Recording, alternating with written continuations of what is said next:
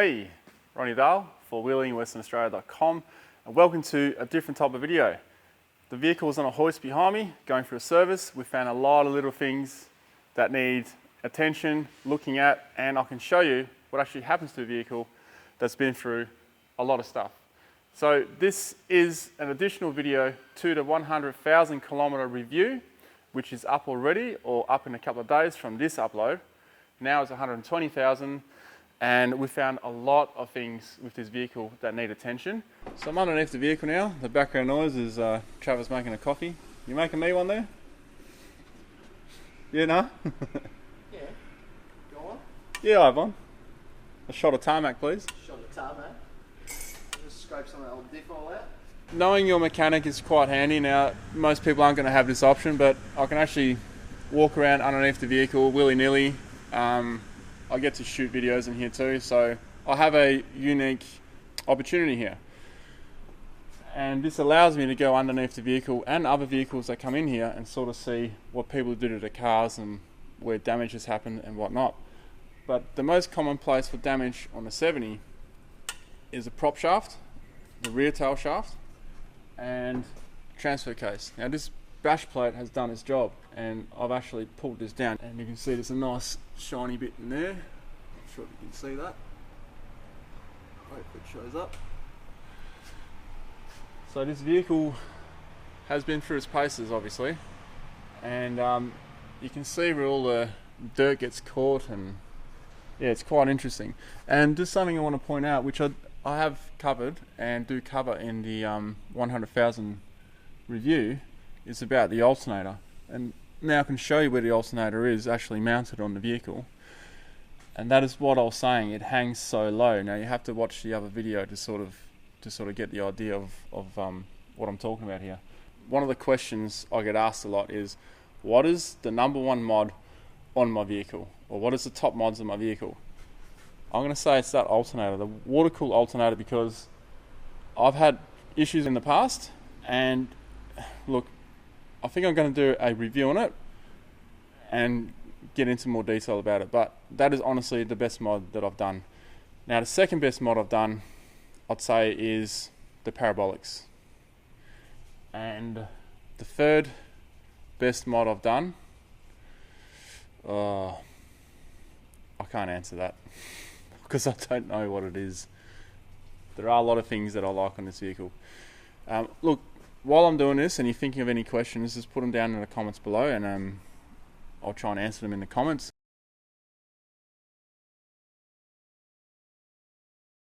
Okay, so I've got Travis here from PDP, and I'm going to ask him what are the things that he looks for on my vehicle, because he knows what I do. This is four-wheeling, full driving. So what are the essential things that you look for on my vehicle, apart from bearings, because I know you're going to say that? I suppose the first thing that I'd say to you, given the corrugations and where you go, water crossings and stuff like that, is things will move. So make sure things are still secured. You know, there's no cracks, fatigue, dust entry, water, all that sort of stuff. Like we found on one of the diffs, got a crack on it. Radiators, isn't blocked. Things aren't cracked, missing, bent or broken, because obviously, it's not running on the tarmac, it is off-road. So that's, things you need to look further than just on the surface. If you need to take things off, which is one thing I'll always say in a general service environment. Probably not many wheels come off cars. No. To the point where we'll take the calipers off. You mentioned the handbrake, which is notorious on this. Pull the disc off, have a look. Yeah, and which we found the handbrake was stuffed. Yeah. My point here is, because I put him on the spot here, my point here is, if you go to a mechanic and you are full driving, unless you tell him and he knows what you're doing, because let's be fair, a vehicle comes in, they're going to look at it as a road vehicle, correct? Yeah, correct, yeah. And everything that's done to a vehicle is done for road use. Yes. They're not really done for off-road use. And then given that as well, when service times as well, logbook, it's not catered for off-road. It's not for the extra wear and tear. If you said to someone, oh, it's a 2.2 hour service, well, that's, you know how much time we spend on your car and going over things and looking into things. The more you look, the more you'll find, So, but that comes down to how reliable you want the vehicle, and if you want to use the car for, going off road and all that sort of stuff, well then you've got a maintenance program that's going to come with it. So. When you're planning for a trip, a big trip, because you're not going to do too many of those a year, the average person. Also save up for the maintenance of your vehicle before you go.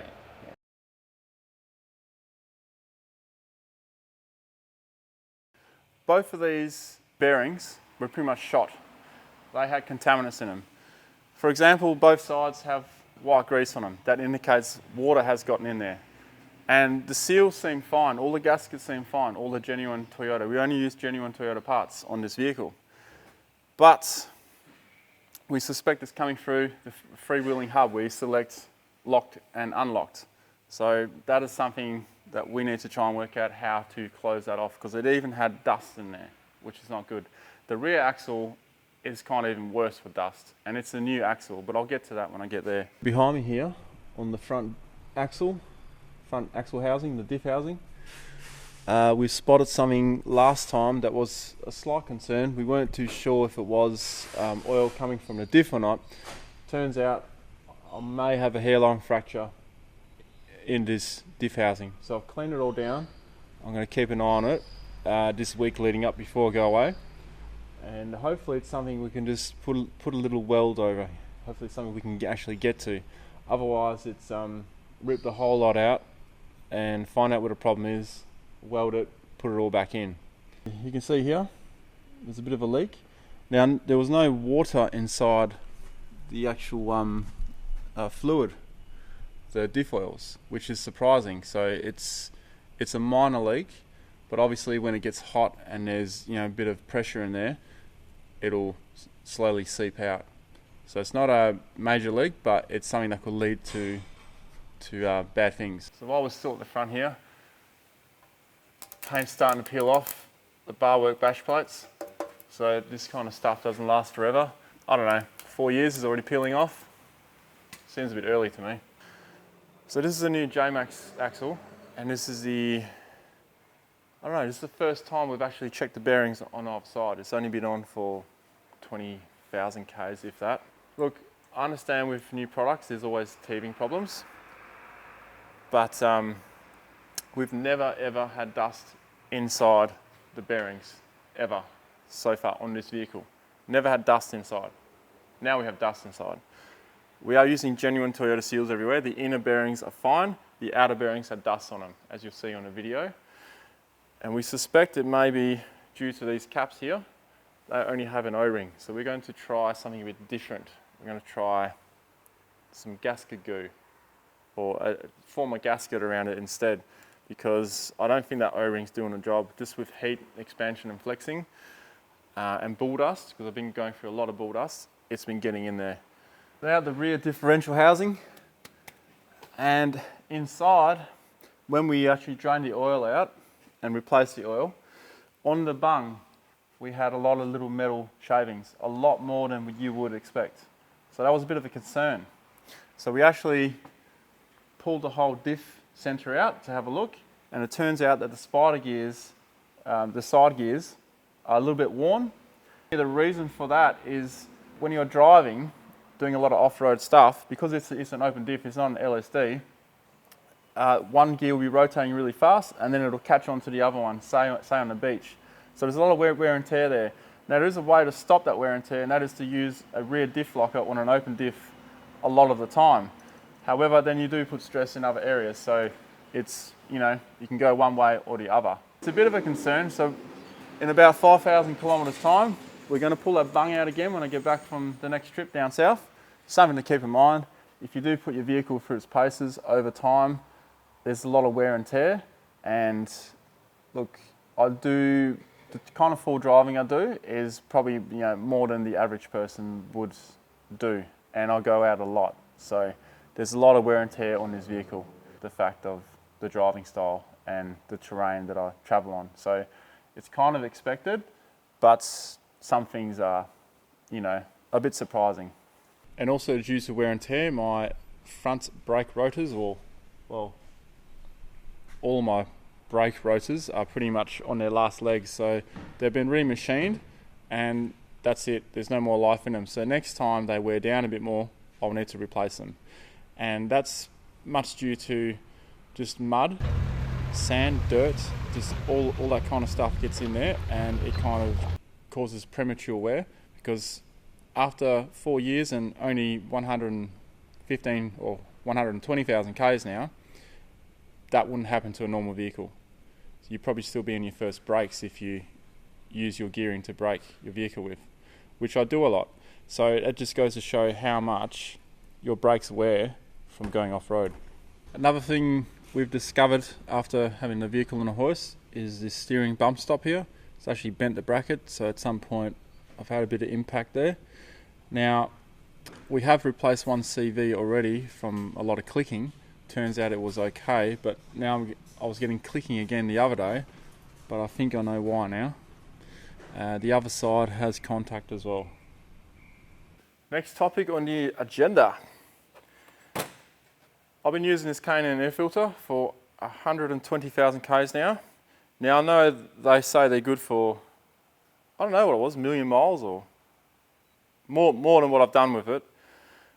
It needs replacing, and Travis here at P2P agrees with me as well. There are some bits I can see daylight through, like more than normal.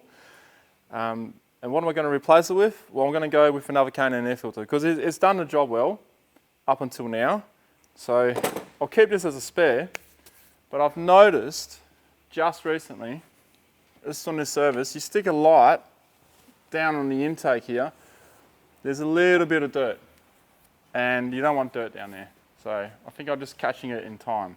Another thing I just want to touch on, this vehicle here is my vehicle. I've paid for it. Most of the components on it, I've paid for it. Yes, I have been given some things like the lights, and basically P2P service my vehicle and look after my vehicle, help me out that way. And that's how I have an association with them. But the reason why I'm bringing up this point here is, this is a real used vehicle, real life. It's not a TV sponsored production where they get a vehicle for that season and then the next season they got a new vehicle. And therefore, you're not going to see people talk about spider gears wearing out after X amount of Ks. This is sort of starting to wear and tear, and this is going on, that's going on, this needs replacing. This car gets parts as I need them. So this is a great example of it. This is what the average person will go through who uses their vehicle. So there you go, it's realistic.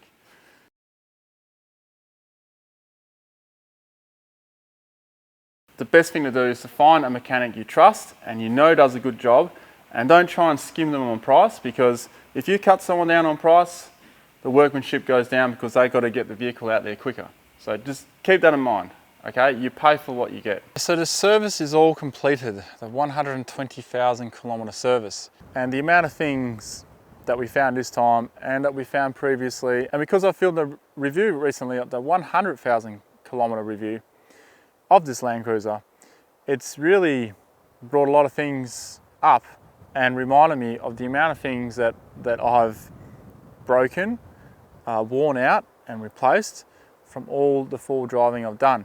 Now I just want to make sure that this doesn't discourage you from getting out there and, you know, having a go full driving. I do more full driving than the average person, and I spend a lot more time out here in the bush, on the tracks, remote places. You know, this vehicle has really been put through its paces and some. This is also 4 years solid of just working it, you know, working the vehicle through all these obstacles, through all these tracks.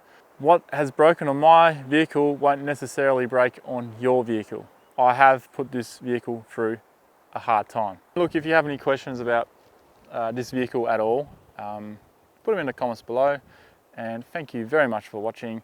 You can subscribe over here, and if you'd like to support the creation, you can, you don't have to, it's up there, patreon.com/RonnieDale, and check out these other videos here. Cheers, see ya.